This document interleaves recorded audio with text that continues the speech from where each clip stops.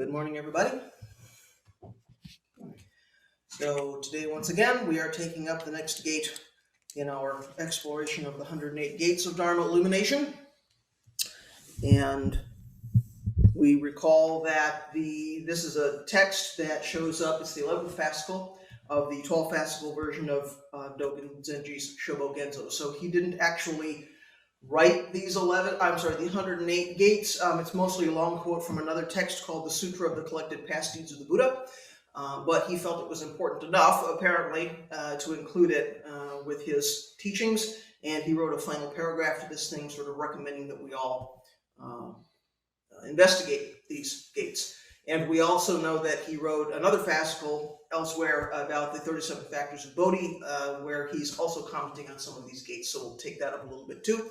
So again, that's the context for the conversation. That's where the text is coming from and what we've been looking at. So 108 gates, and we're at number 70. So we're making good progress through these 108 gates. So the gate for today says, effort as a part of the state of truth is a gate of Dharma illumination, for with it we become proficient in realization. So again, we're wrapping up a section of the text that's describing these 37 constituent factors of Bodhi, or 37 factors of awakening. We're on the last grouping, which is the 7 branches of the balanced truth, or the state of truth, or it's translated several different ways. This isn't our first go-around, of course, with effort as a topic. We talked about it just 11 gates ago, and already, again, it was linked with wisdom, as this gate is also linked with wisdom. So we've talked about effort before. We don't need to spend a lot of time today sort of revisiting what that is and what it's about, what we mean by effort. But maybe useful here to do a quick reminder of some of the points that I made last time when we talked about effort. Then I want to look carefully at what Dogen says about this gate. So we're going to, in order to look at what Dogen says, we're going to need to do a significant amount of backtracking into his teaching and all the sources of what he's quoting and all that stuff, so that we can come forward again and sort of understand the point that he's making. So that's our roadmap for today. So energy or effort is what sustains our practice, so that we can work with hindrances, we can work with pitfalls and delusions and all the stuff that comes up for us as limited human beings. We can stay with it and develop some practice maturity and some insight over time. So there's an element of overcoming laziness, preventing backsliding, right? Which is not surprising with a term like effort. We need to understand that no one can practice for us. Teachers and Sangha friends and elders in the community can point out the direction for us. They can point out the way. Causes and conditions can all be in place, but we have to put in the hard yards. We've got to get on the cushion. We've got to do the practice. That's how we verify Buddha's teaching. So there is an element of effort that just says we need to get on with it, right? We got to put ourselves on the cushion, put ourselves on the Dharma way, on the Buddha way, and do what we need to do. So what we're applying effort toward in this tradition is the 4 exertions. So that's cultivating wholesomeness and maintaining wholesomeness once it arises, and preventing unwholesomeness from arising, and if it does arise, to do what we can to dissolve it, right, to diminish it, make it go away. So one of the important things right from the earliest teachings is that our effort is not for our own benefit. Of course, as bodhisattvas, we might come originally to this practice looking for something for ourselves. Often, we come to the Dharma Center or the intro Zazen looking for, how do I manage my stress? How do I become someone I like better?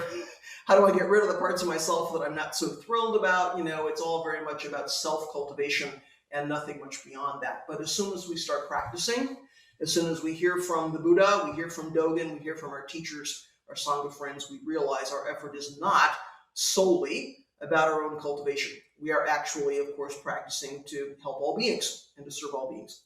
So it comes back to working for the well-being of ourselves, but also others. So we don't leave ourselves out. If we do, that's a whole other unwholesome dynamic. So this is a being just like all the other beings. So we're working for the benefit of all beings, including ourselves and everyone else. So I've also said the last time we talked about effort that there were a couple of aspects to making effort. There's expending energy that's about some kind of conscious striving towards something. We're trying to reach a goal. We're trying to learn something. We're trying to build something. We're trying to get from here to there, make some kind of progress. We expect to have a certain amount of control over what happens. If I sit more, I will have some insight. Or if I try to cultivate wisdom and compassion, I will have a peaceful life, or something like that. That's a kind of individual effort, or an effort perhaps of a group of individuals if we're practicing with the Sangha and we're all aspiring to move in a particular direction. There's also expending energy that's simply the universe doing what the universe does, right? The universe just carrying out its total dynamic function, not under the control of us as individuals. It's just carrying on, its own life force.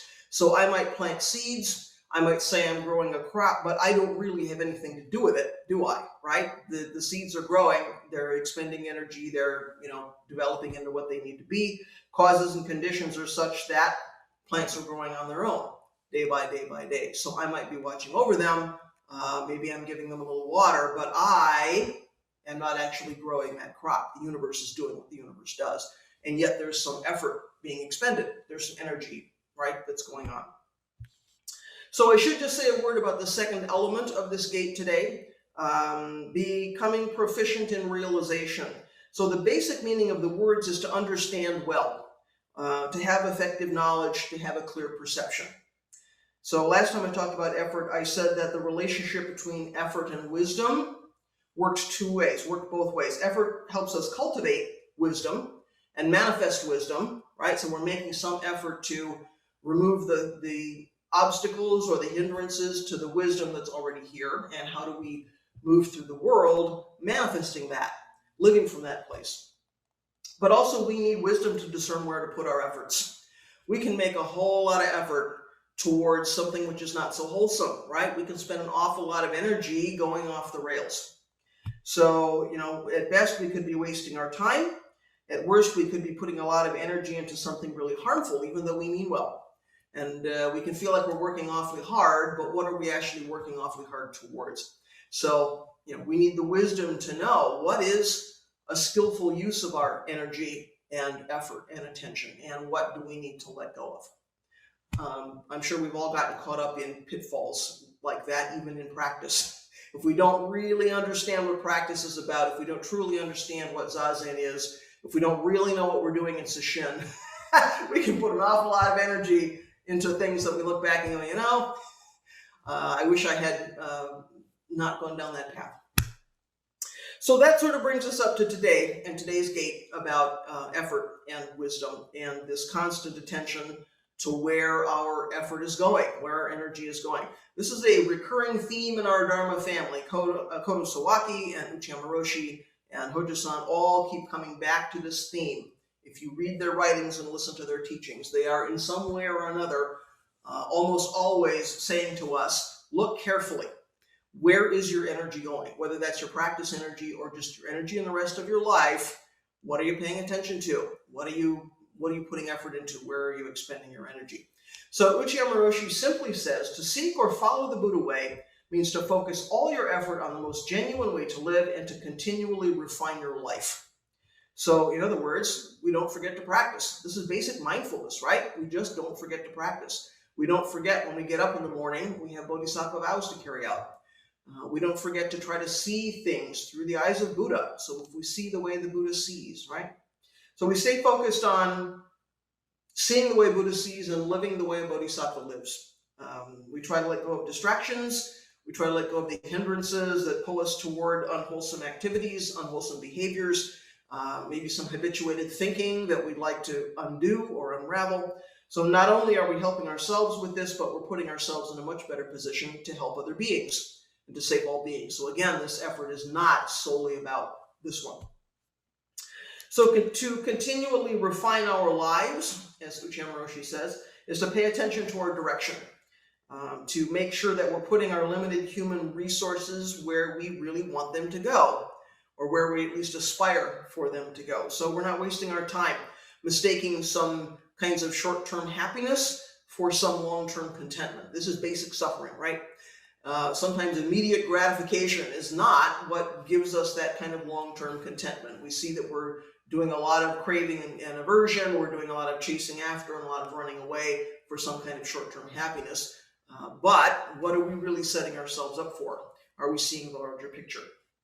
So Hojo-san says, if diligence is misdirected The harder we work, the farther we deviate from the correct path. Without the wisdom to see which way to go, our diligence is meaningless effort. So this is important, right? Effort is great, but is it meaningful effort or is it meaningless effort? Are we really moving in the direction that we aspire to go? So elsewhere, Hojo-san says that meaningless effort is the same as suffering, right? So chasing things that don't bring lasting satisfaction. That meaningless effort is just basic suffering. It's basic, craving and aversion. So we can see this effort, gates about effort are actually really pretty critical to our practice. They really touch on some very basic teachings. So Kodo Sawaki hits this teaching over and over and over in the Zen teachings of Homeless Kodo, and our book group is, reading that book at the moment, and some of you are here. And it seems like lately, week after week after week, he's, pointing back to various aspects of our lives and saying, what are you doing? Do you really want to be expending your limited resources in that way? So some examples lately that the book group has encountered, he says, imagine looking back on our lives after we die, we'll see that so many things didn't matter. Or if we have no money, we're in trouble, but it's good to know there are more important things than money. If we have no sexual desire, something might be wrong, but it's good to know there are more important things than sexual desire. Right? Money and sex, it's like that's what everybody wants. That's where we put our energy, and he's saying, do you really want to do that? Is that the most important thing you have going on? He says, because they're bored. People kill time by agonizing, falling in love, drinking, reading novels, and watching sports. They do things half-heartedly and incompletely, alienated from their lives, rather than living with determination in a decisive direction. For them, life is ukiyo, the floating world, a place of floundering and wasting time doing random things. So he's not saying here watching baseball is bad, or that going out drinking with your friends is necessarily a terrible thing to do. He's saying if that's the sum total of where your energy is going, is that what you want? Right? Do you have a decisive direction, or are you simply reacting to whatever sort of comes along? So we have the opportunity to choose where our effort goes. Having a drinking party with your friends might be important for building relationships. It might be important to watch sports with your kids and build those relationships. He's not saying these things are inherently bad. He's saying when you look at the sum total of your life and your activities, is your time and energy going where you would want it to go?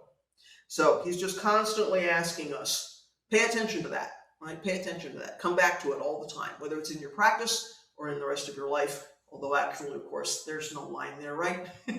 Practice in life, not to. So making effort in practice can seem to be a contradiction. People sometimes ask me about this. If we're familiar with Dogen's view that practice and awakening are not separate, or Sawaki Roshi's teaching, as Hojo-san translated, that Zazen is good for nothing, we're just thinking, what does it mean to make effort in your practice? Because there's no goal. Right? There's nothing we're trying to get that we don't already have. So, of course, this was Dogen's question too, right? If Buddha nature and awakening are already here, then why do we have to spend all this time and energy doing practice? This was a basic question for him. It's something that sort of turned his whole thinking about practice. He went out and finally found a teacher that could help him answer that question. He said, oh, I get it now. Practice and awakening aren't actually two different things. We can't live from that place of awakening without making some effort, but it's not about acquiring something. So we hear that from Dogen. We hear Kodo Sawaki Zazen is good for nothing. How do we figure out how to make effort? Well, we do need to make the effort, but what are we making the effort toward? It's not to gain something. It's not to cause something to come into existence which is not already here. So the understanding that all of these guys in all of our ancestors have is that, in one way we make effort to use our karmic circumstances, this limited human form, and the things that we know how to do, to overcome hindrances and see clearly and manifest prajna, or manifest wisdom. And in another way, the effort being made isn't really only our small personal effort. It's the universe carrying out its function.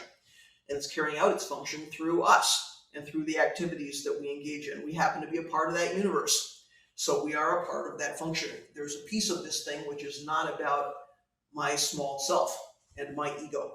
So in a way, there's nothing to struggle with, and there's nothing to work hard about.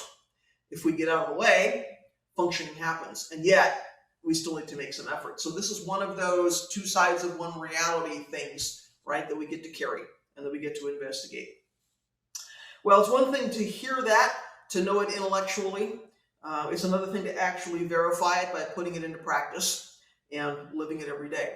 So here's how Uchiyama Roshi explains it. Because we concretely are universal self, there is no particular value in talking about it. Yet, if we don't make every effort to manifest it, just knowing about it is useless. To concretize the eternal, that is the task before us. Even if we have a cup of cool, clean water sitting right in front of us, if we don't actually drink it, it won't slake our thirst. The expression of universal self is a practice that is eternal, but to the extent that we don't walk it ourselves, it won't be realized and it won't be our path. And here's Hojo-san's experience of that same point, because interestingly, they kind of had a similar experience. Hojo-san says, when I first studied the Buddha's teaching, I had difficulty accepting it. It was not so hard to understand it intellectually. It's easy to understand as an abstract theory that the cause of suffering is ignorance and desire, or to see examples in other people. But it's difficult to see when we ourselves suffer and are ignorant. It's also hard to accept that we are deluded. We believe that we are special, important, and valuable. It's really not a matter of intellectual understanding, not a set of abstract hypotheses. If we agree with the Buddha's teaching, we need to practice it and make an effort to transform our lives. So interestingly, the two of them kind of came down to the same understanding. All these folks have reached this sort of personal insight about the need for concrete effort in practice, even though we're hearing practice and verification are two, and enlightenment is already here, and all of that stuff. Still somehow they came to this understanding, we need to make this thing concrete. We need to, put in the time and do the practice. So we need to do that, and yet these teachers are also not losing sight of the other side. That effort and energy and activity are already the true nature of reality. So there's already a piece which is not about me, not about small self. So let's take a look at what Dogen had to say about this gate in his fascicle on the 37 factors of awakening. So here's what he says. And he translates the branches of balanced truth a little bit differently. He says, diligence as a limb of the truth is never having plundered a market, both in buying oneself and in expending oneself. There is a definite price and there is recognition of worth. Though we seem to suppress ourselves and to promote others, a blow through the whole body does not break us. While we have not yet ceased expending the self on a word of total transformation, we meet a trader who buys the self as a totally transformed mind. Donkey business is unfinished, but some horse business comes in. You've all got that, right? That's all clear as everything, right? Okay, so now we get to start stepping back and seeing how we got here and what exactly he's getting at. So, diligence as a limb of truth is never having plundered a market. Well, plundering a market is a reference to case 5 of the Blue Cliff Record. You might know the Blue Cliff Record. It's a collection of koans. It was originally compiled in China in 1125 CE, so this is a very old text and one that is referred to frequently in our tradition. So fortunately, we don't need to examine all of case 5 today. That will be another week of Dharma talks, right? We're just going to look at a little piece of it. The line in question is, where the king's rule is a little more strict, it's not permitted to plunder the open markets. And you just think, what is that about? Even within the case, you look at that and it seems in some ways a bit disconnected from the rest of the case. So it's talking about a marketplace where a merchant tries to sell his goods at a certain price. A customer comes along and wants to buy those goods at a much cheaper price. And even though the merchant doesn't want to make that transaction, he doesn't want to sell for less, somehow the customer convinces him to do it. So what the text is getting at is, how do we know or decide what something is worth? It seems that the merchant has put a certain price on this thing, customer has a different price for this thing. How do we actually decide what something is worth and how much money we're willing to pay, or in our case, how much effort are we willing to put in, right? What's the transaction there? So if we've never plundered a market where currency is effort, then we've never tried to get away with something for nothing, right? If we've never tried to plunder the market, we've never tried to get away with putting in less effort than is required and expecting to get something back. So, we're not trying to get by on less diligence, right? Or, oh, well, good enough. I've done enough and I should get some reward or something should happen for me. To do that is to be less than wholehearted in our practice, right? It's interesting how this image gives us the feeling that if we're inclined to cheat or be a bit dishonest, this is about plundering the market, there's something which doesn't feel wholesome about that. There's something which feels kind of harmful about plundering a market, or trying to get away with something, trying to get something for nothing. We're not being selfless bodhisattvas if we're plundering the market, if we're trying to get something from somebody, or something from our practice, or something from the universe, and not fully, wholeheartedly participating in that exchange. So Dogen refers to this marketplace image again in Ikamyoju, which is one bright jewel, his one bright jewel fascicle. Hojo-san has written and spoken about this fascicle. So if this is interesting to you, just know there are resources out there for that. The line in Ikamyoju is, no one would throw a tile away at a marketplace. So again, he's going back to this idea of value and transaction. So this quote comes from volume 16 of the Denko-roku, or the record of the transmission of the lamp. And that text is the awakening stories of, I think it's the first 41 ancestors in our lineage, if we include the 7 Buddhas before Buddha. So each of these chapters in this text is how somebody had an awakening experience, right? So this, again, is a really important text in our tradition. So this quote about no one would throw a tile away at a marketplace comes from that text. So in the story of Shuifeng Yitsun, he says, recently having abandoned a brick, I got a piece of jade in return. So interesting transaction. In other words, he got something precious, a piece of jade, in exchange for something cheap, a brick, or as Dogen says, a tile, right? So some interesting exchange happened there. In this case, the precious jade is Buddha nature, and the cheap tile is karmic consciousness.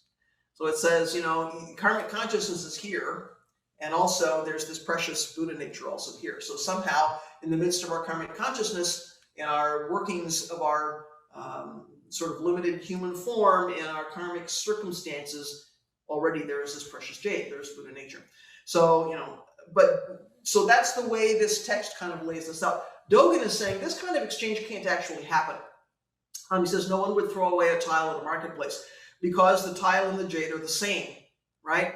Our karmic nature and Buddha nature are not separate.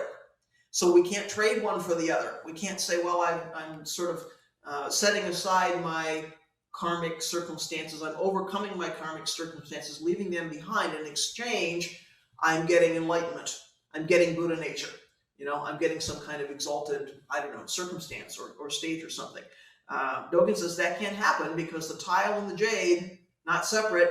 This is very familiar, right? Samsara nirvana, not to. Practice and verification, not to. He's making the same point again. Even though we hear that, and even though we want to believe that, we usually want to practice in order to get rid of our delusion and get something called awakening. So we want to trade in the tile and get the jade. We want to throw away the tile in the marketplace and come out with something which is more precious or more valuable. So misplaced effort, right? If these two things are not actually different, then putting a lot of effort in trading one for the other doesn't make sense. When we catch ourselves doing that, we have to ask where our energy is going. So Hojo-san says, we are not in the marketplace, so there's no way to trade or exchange things by throwing away something we don't want and getting something we do want. Yet often in our practice, we have the attitude of a merchant. We want to get rid of our delusion and receive wisdom or enlightenment in return. This is exactly throwing away the tile and picking up the jewel. So, diligence as a limb of truth is never having plundered a market. Both in buying oneself and in expending oneself, there is a definite price and there is a recognition of worth. So we have to understand the nature of the marketplace and the nature of the transaction. Sometimes we're taking something in, sometimes we're offering something kind of outward. It feels like there's an exchange, or there's at least dynamic movement of some kind when we're taking something in. Is it based on greed and getting all we can without much cost to ourselves? And when we're offering something outward to others, are we looking for a particular level of payment or a level of recognition, right? Are we making that a transaction? I'll give you something if you give me something, and especially something I want, and especially something which is of greater value than what I'm giving you, right? This is kind of the human condition. So what value are we putting on our time and energy, and what value are we putting on our practice and on the bodhisattva life? Are we trying to trade one for another, or invest a little bit and get back a lot? So there is no shortcut in practice, right? This is something we learn as we get on the cushion and as we try to live in this way. There's no way to get something for nothing. Partly because we have to do our own work. There is nobody who's going to do the work for us. And partly because there's nothing to get. So if we think so, we're not seeing the marketplace. We're not seeing our lives. We're not seeing our practice very clearly. So it's helpful perhaps to cultivate some wisdom about our effort and to see the effort clearly and to see that transaction clearly and to see the marketplace and what's actually happening. So Dogen goes on, though we seem to suppress ourselves and to promote others, a blow through the whole body does not break us. So even though we're making selfless effort on behalf of all beings rather than just ourselves, somehow that effort is itself practice. That effort strengthens our practice. So it's not, so because of wisdom or prajna, we see that our effort for all beings is not something we're doing at our own expense. It's not like, outflow, outflow, outflow for the benefit of all beings, and somehow I'm being lessened by that, or injured by that, or diminished by that in some way. If we think so, we're doing the martyr thing. And the martyr thing is nothing but an ego trip. It says, I have some idea about who I am and what I need and how this transaction is supposed to be. So I'm putting a price on that. And because I'm being a martyr, I have an opportunity to feel good about myself, right? It's a way to reinforce self. Oh, I'm the one who always, right, gives more than I get, or something like that. It's all just an idea about 5 skandhas. So, we can look clearly at that transaction. When we become exhausted by our work in caring for others, these days we call that compassion fatigue, right? That's a term we hear kind of used. It's like I've given and I've given and I've given and I'm exhausted. So it's what happens when we have an idea about who we're supposed to be when we're making some effort, how that effort is supposed to be received, and perhaps what we're supposed to get back. So then we get stuck, right? We get locked into a story, and we're not free to let the universe do its practice through us. Again, it's easy to say, oh, compassion fatigue is related to this martyr thing. So saying that we have to be careful about compassion fatigue doesn't mean we don't take care of ourselves. It doesn't mean we run ourselves into the ground. It doesn't mean we give until we are injured in some way. It means we look very carefully at the nature of that fatigue and the nature of giving and how we see that transaction happening. There are ways that can happen in a very healthy way and ways that it can happen in an unhealthy way. So, let's look at wholesomeness around that thing. So Hojo-san says, the Heart Sutra points to the essential role of prajna in our effort to fulfill vows. To follow the Bodhisattva path, we study and practice prajnaparamita, the wisdom that sees impermanence, knows self, emptiness, and interdependent origination. When we clearly see this reality that we and other things exist together without fixed, independent entities, our practice is strengthened. We understand that to live by vow is not to accept a particular fixed doctrine, but is a natural expression of our life force. So it sounds a lot like what Uchiyama Roshi was saying a little bit ago, right? About the Buddha way being about, focusing all our effort on the most genuine way to live. How are we refining our lives and how are we functioning as a natural expression of life force? When we can do that, that's what we might call effortless effort, right? It's not effort at an expense to me. It's effort that simply means the universe is unfolding. The universe is moving in the way that it moves. So, Dogen goes on to say, while we have not yet ceased expending the self on a word of total transformation, we meet a trader who buys the self as a totally transformed mind. So a word of total transformation here is a phrase that recurs in this tradition. Sometimes it's called a turning word. You may have heard that phrase more than this one, right? A turning word. So a turning word is something a teacher or a master says that triggers awakening in a student or in a visitor or in somebody else, right? It says something, it's like someone has, I get it, I see. It sort of causes the student to turn his understanding around and to see a different perspective. So you may have had that experience, either in your practice or elsewhere in your life. Somebody says something, you go, oh, yeah. It's like, okay, now that's clear. And when you have that experience, like, oh, it's kind of a relief. Oh, I get where this is going now. Oh, okay, I get it. So turning words can be quite... experiencing a turning word is an interesting experience, right? So, yeah, according to Dogen, while we're still out there looking for turning words and teachings, and making effort in our practice, the Buddha sees we're already transformed. So he's the trader in this phrase, right? He sees the transformation has already happened. He sees the awakening is already there. So we're out chasing around looking for, give me one word to turn around my understanding. Give me one word so that I have this flash of lightning and I see how the universe works, and I see the way Buddha saw. Buddha's looking at us and going, man, not necessary. It's already here. He sees the transformation has already happened.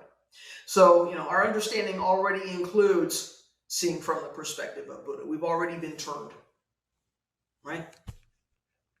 So, it might remind you of Dogen's famous teaching that the self advancing and confirming 10,000 things is called delusion, and the 10,000 things advancing and confirming the self is called enlightenment. He's kind of making the same point a little bit, right? So we start to see some theme here. So now in this gate, in his explanation of this gate, Dogen's going to hit this point one more time. In the last sentence, he says, donkey business is unfinished, but some horse business comes in. So he didn't make this up. This one also comes from the Denkoroku. In fact, you may have encountered this horse and donkey metaphor in other places. But what it says in the Denkoroku, where he's taking this from, one day a monk asked Rayun, what is the grand design or overall aim of the Buddha Dharma? Rayun replied, the horse has arrived before the donkey has left. So that's kind of a famous story or a famous text, right? One day a monk asked Rayun, what is the grand design or overall aim of the Buddha Dharma? Rayun replied, the horse has arrived before the donkey has left. So over the centuries, there have been various interpretations of the meaning of the donkey and the horse. Kind of depends on what teacher, what strain, what time, what place.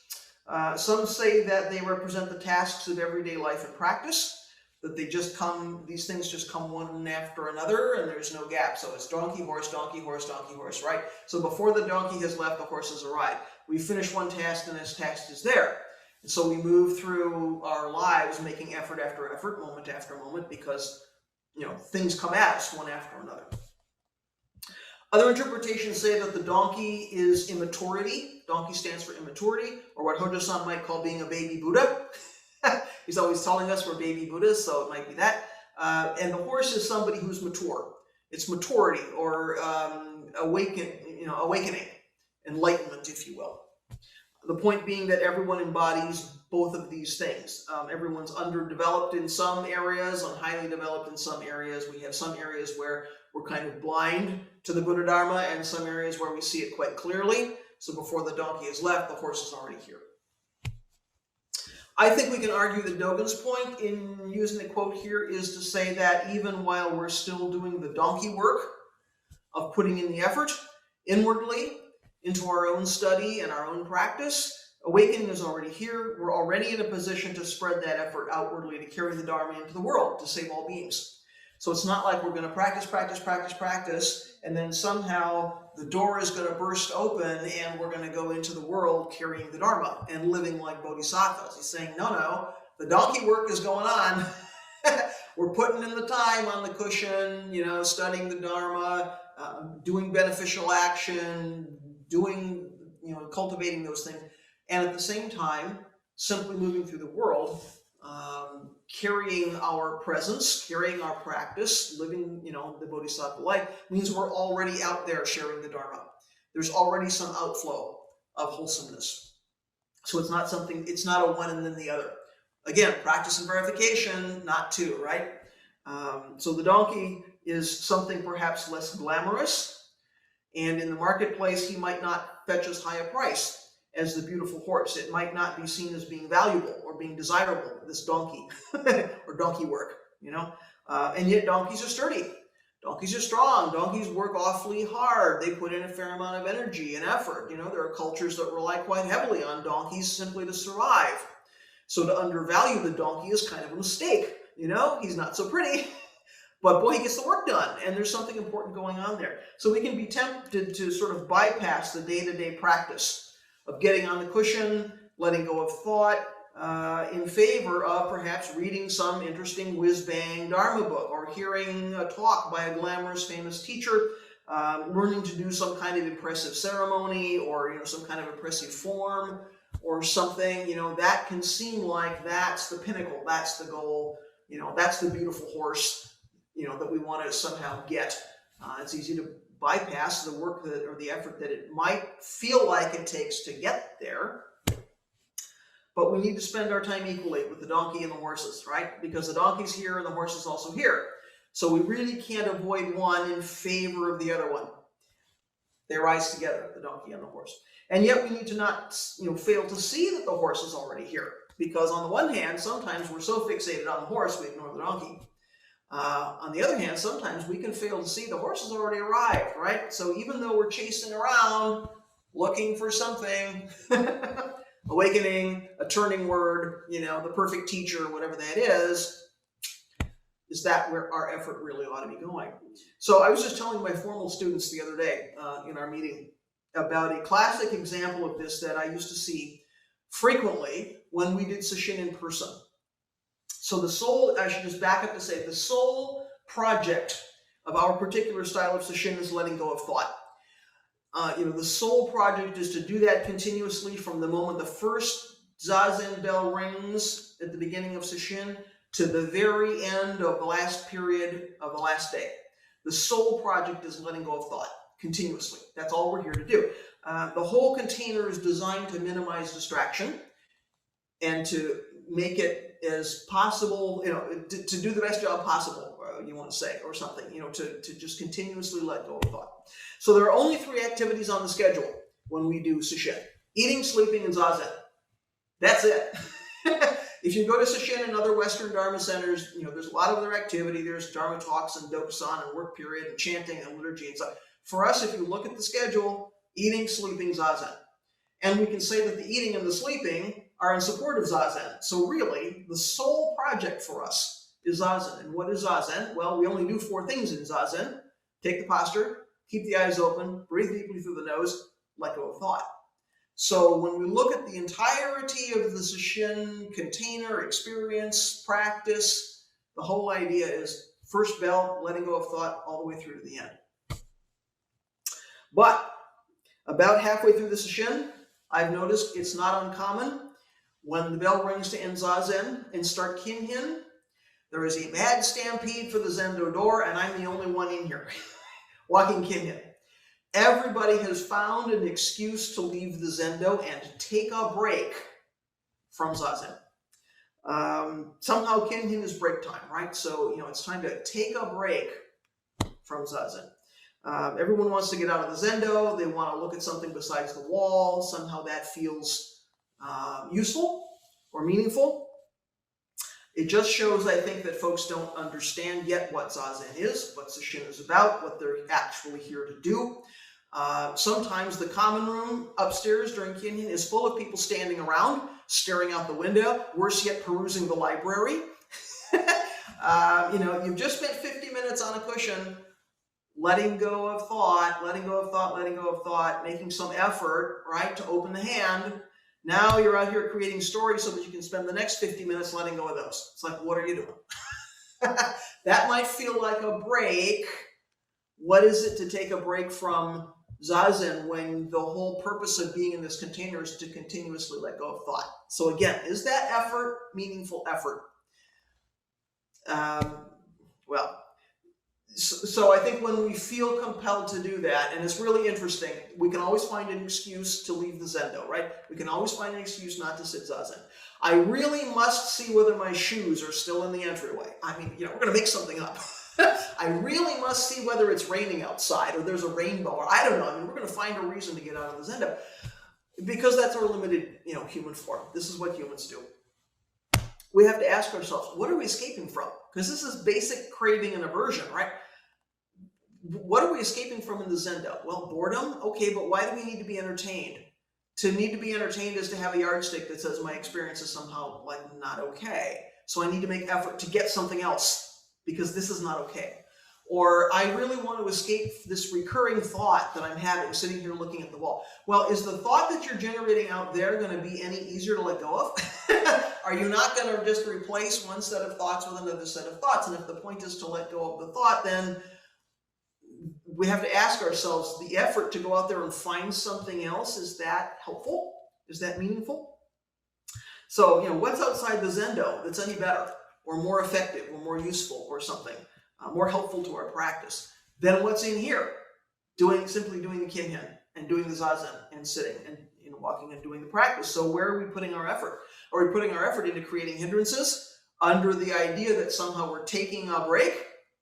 Are we making it harder to come back in here and let go of thought? Or are we better off doing the kinhin and investigating that impulse to do something else and simply maintaining equanimity and stability and letting go and letting go and letting go? So we really need to understand what sesshin is if we're not going to waste our time and we're not going to waste our energy. So how is it possible to take a break from zazen, if letting go of thought is continuous? It should be whatever activity we're involved with, we're letting go of thought, letting go of thought, letting go of thought. So yes, if I need to go use the bathroom, or I'm cold, I need to get a sweater, or yes, I need to take my medication, or whatever we're leaving the zendo to do, we're still doing that with the effort of letting go of thought, letting go of thought, letting go of thought. So if we're out there instead trying to write a story, trying to distract ourselves, do something more interesting than zazen, are we actually helping ourselves or not? That's the question we get to ask ourselves. So, I would argue that not letting go of thought during sesshin is simply a waste of time. It's a waste of the opportunity of this practice container, which is, I'm guessing, not what we actually signed up to do. Right? We set aside 3 days or 5 days or something for sesshin. So let's put our energy where it ought to be going and where it's the most wholesome and the most helpful. So, we're pretty sure we see the donkey. We don't see the horse that's right in front of us. We see the zazen, we see the kinhin. We don't see there's a very precious container for our practice during sesshin, or anytime we're practicing here with the sangha. Somebody's ringing the bell, somebody's watching the clock, somebody's cooking the meals. We get to let go of all that discursive thinking. So that opportunity, it's kind of a limited time offer, right? We need to not waste that opportunity, and we need to put our energy where we want it to go.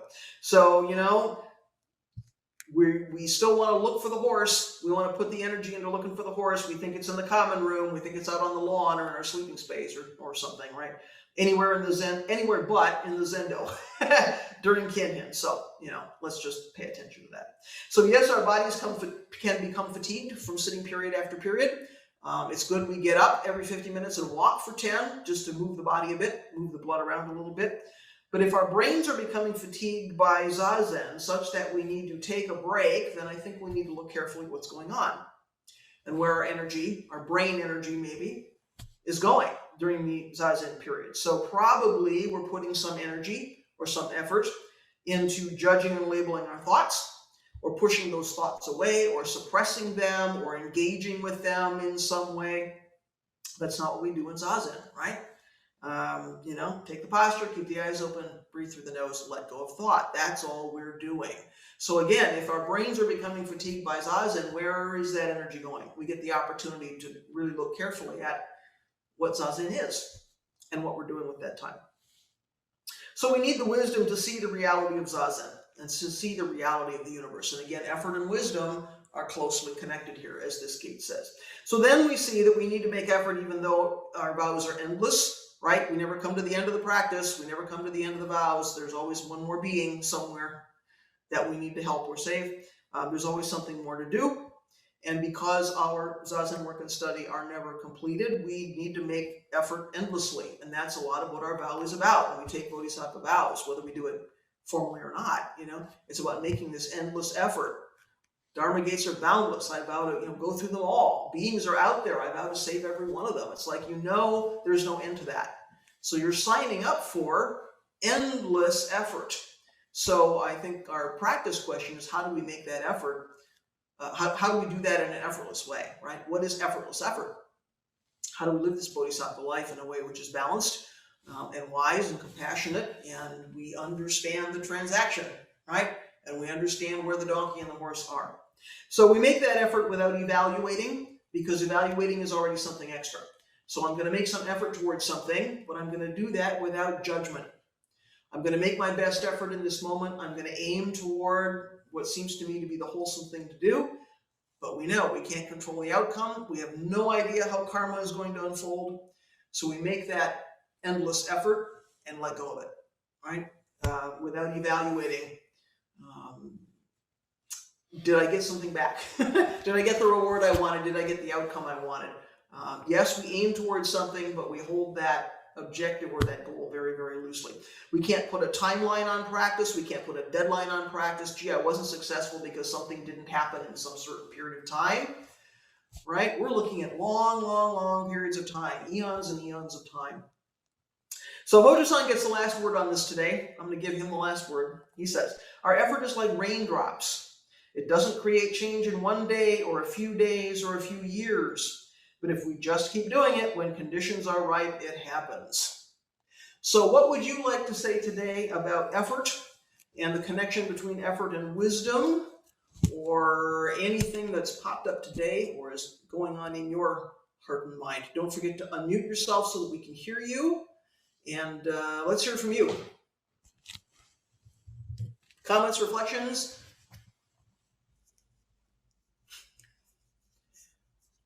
Something to say this morning? Folks are looking at each other. You go first. No, you go first.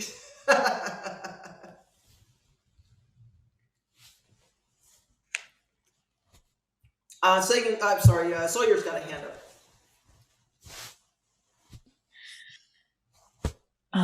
Yeah, I'm thinking about a phrase that I think comes from Kodo Sawaki, that in Homeless Kodo, something about a living with a decisive direction, rather than wandering about in the floating world. And that feels like really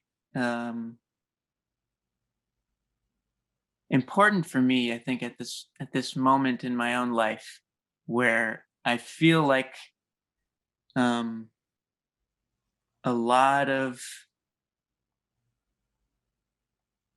my life energy to this point has been sort of wandering and a broad sort of set of interests and possible, focal points and directions, and it feels like there's good to that. There's good to sort of having a broad wandering potentials,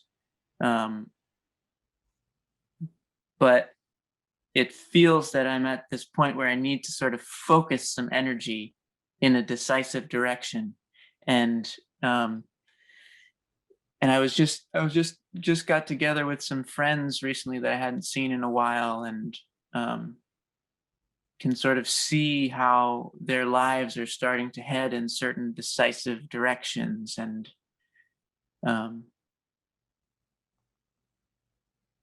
so I guess some words on discerning decisive direction would be a help. What a great phrase, discerning decisive direction. Well, I think there are always going to be times in our lives where we're exploring. The discovery phase is really important. And I think when we're exploring, the decisive direction is to explore.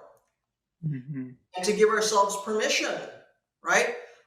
I so identify with what you're talking about, because here I am at close to 60 years old. I've got a job. I wake up every morning and, I go to work every morning. And yet there's so many things in this world that I'm interested in. I'm not going to live long enough. It's like I look at the end of the day and think, man, I didn't sit down at the piano. I didn't do any, mixed media artwork. I didn't try out that new recipe I wanted. I mean, it's like there's just so much interesting stuff in the world to do.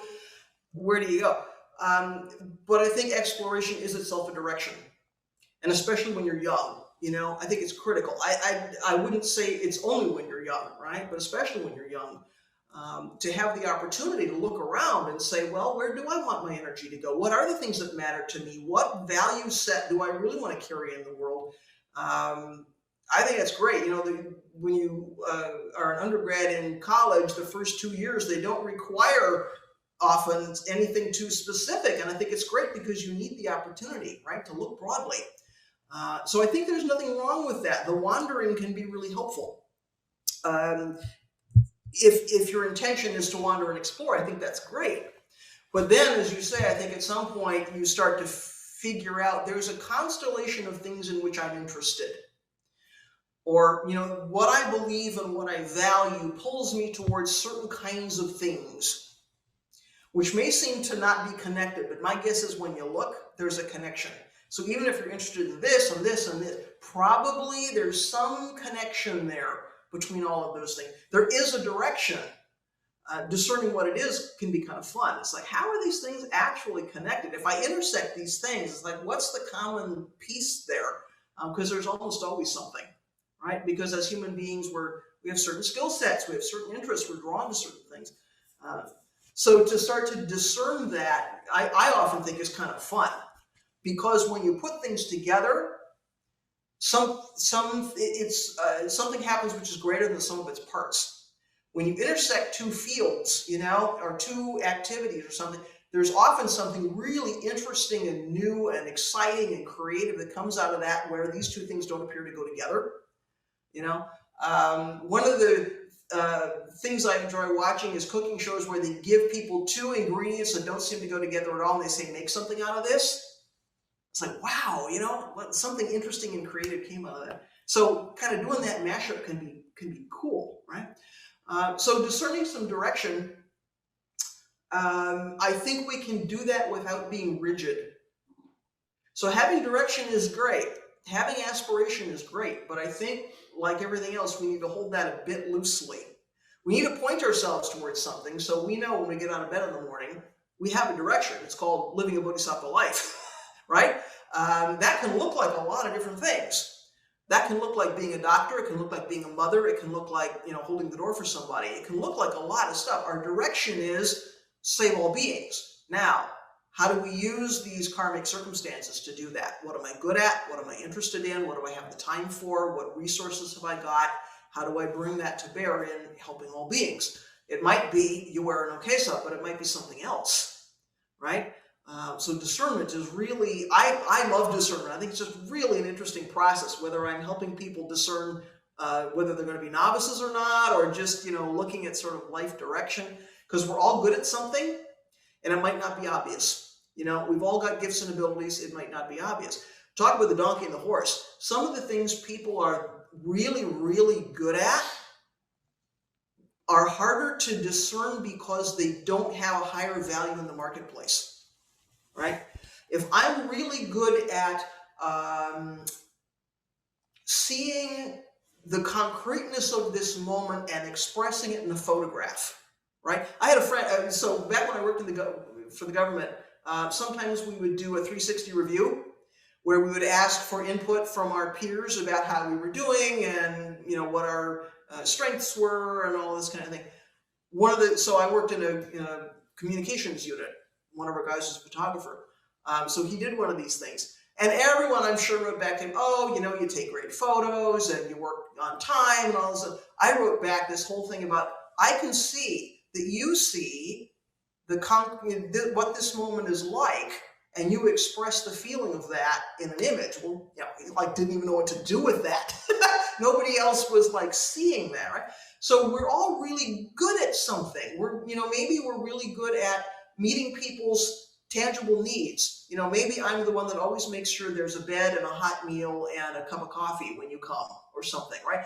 We don't put a lot of value on that. We say, what people are good at is, well, they, write software, or they paint pictures, or, they cure disease or something. It's like, there's something we've all got that we can offer. And it might not be something that looks like a horse. It might be something that looks like a donkey, but the donkey has value. That's part of the discernment, right?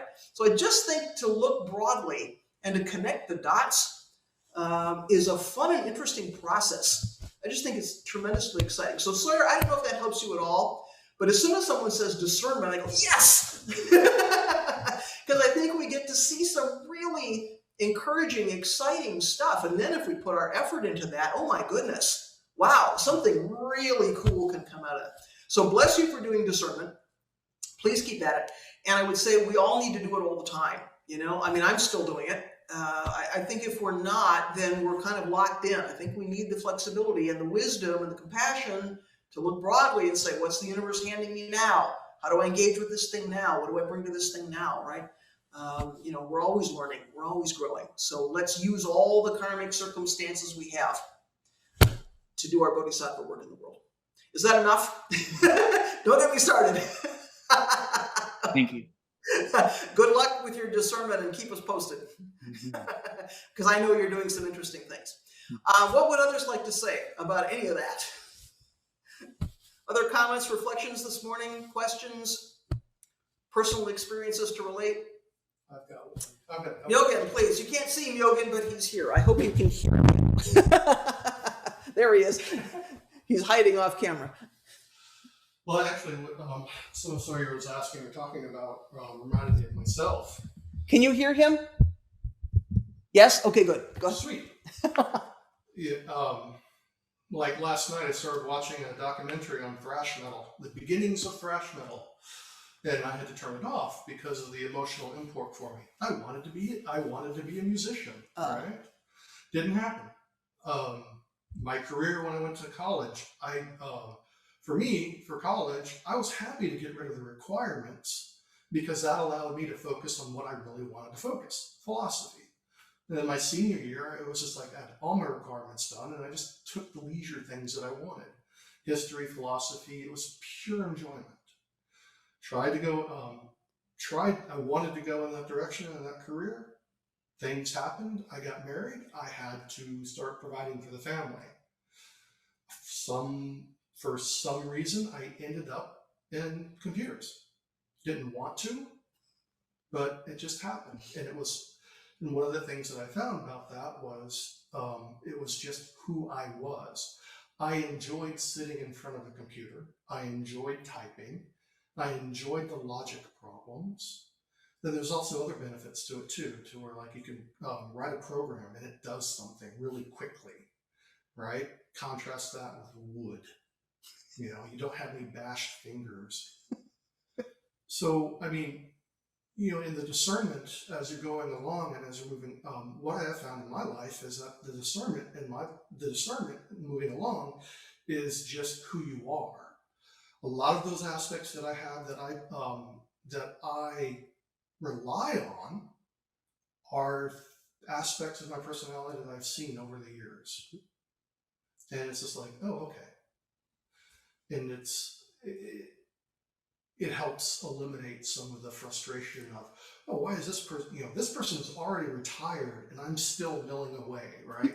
my high school friends are on their second career.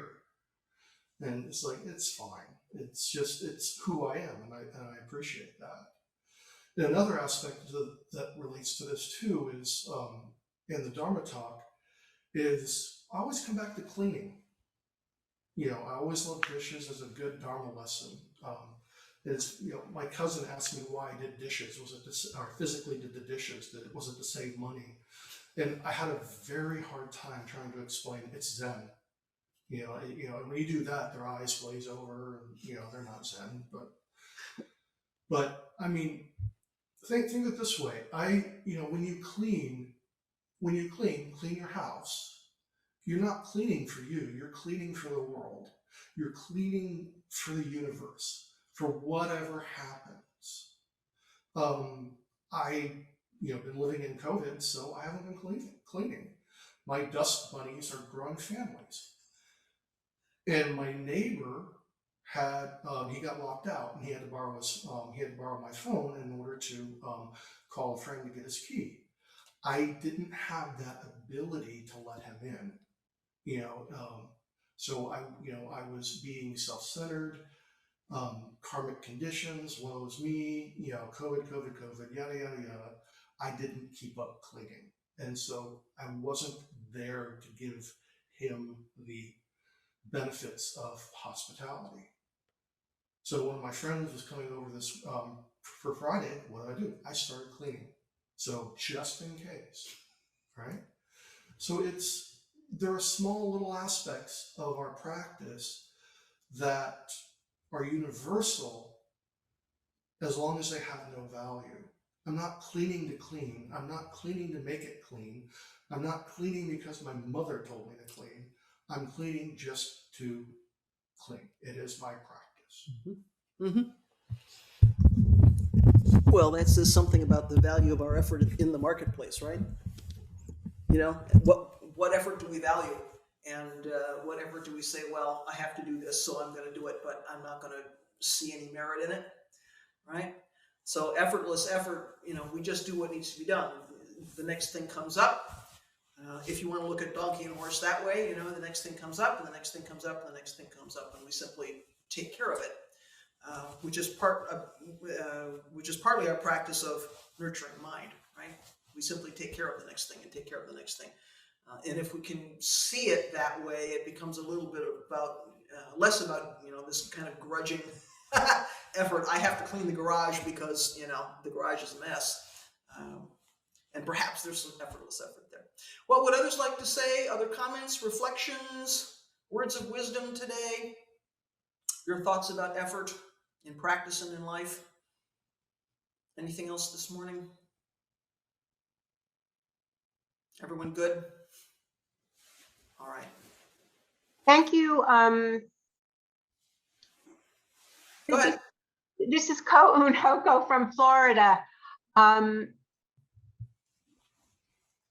In listening to your lovely talk, I was exhausted by my thinking how expressing right effort is such a chore. However, I had an occasion to read in the koan on ordinary mind is the way. And I'm in a very different season of life than Soya is. And what I find for myself is just paying attention moment by moment and addressing the needs of that moment and those that are part of it is where my practice is at the moment. And ordinary mind doesn't seem to be so ordinary if you're distracted by everything else. It really is just being present, and as the Buddha said, attention, pay attention right here, right now. Is that enough? Is that? Sure. And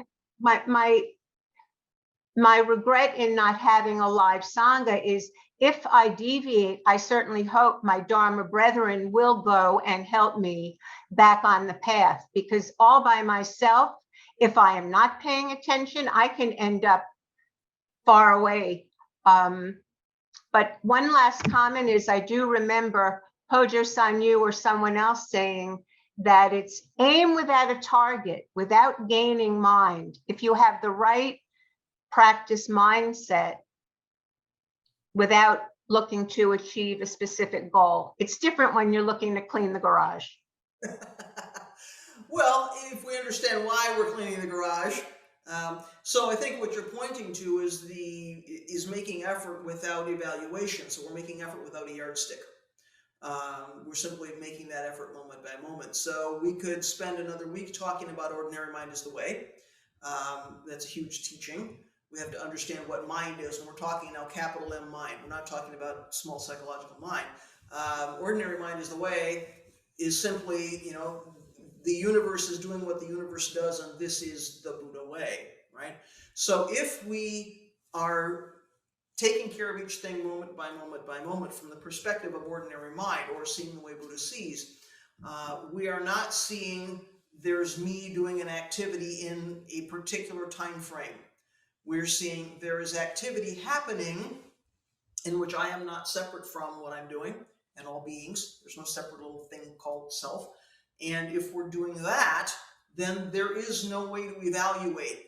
I like this, I don't like this, this is meaningful, this is not meaningful, this is moving me toward a goal, this is not moving me toward a goal. There is simply complete activity. So if we can approach things from that perspective, we don't get fatigued, we don't get annoyed. I'm not disgusted because I'm cleaning the garage instead of watching my favorite show, or taking a hot bath, or doing something else. There is simply activity. And if we're living from that space, then that indeed is effortless effort. So ordinary mind is the way is not disconnected from effortless effort. right? So I think you're absolutely right about that. Certainly having Sangha, well, there's a reason Sangha is one of the three treasures. If our effort is misdirected and if we're going off the rails, one would hope that Sangha will reflect that back to us, right? That's one of the reasons Sangha is like really helpful for our practice. It doesn't mean that we have a room full of Dharma teachers. It means we've got a room full of human beings.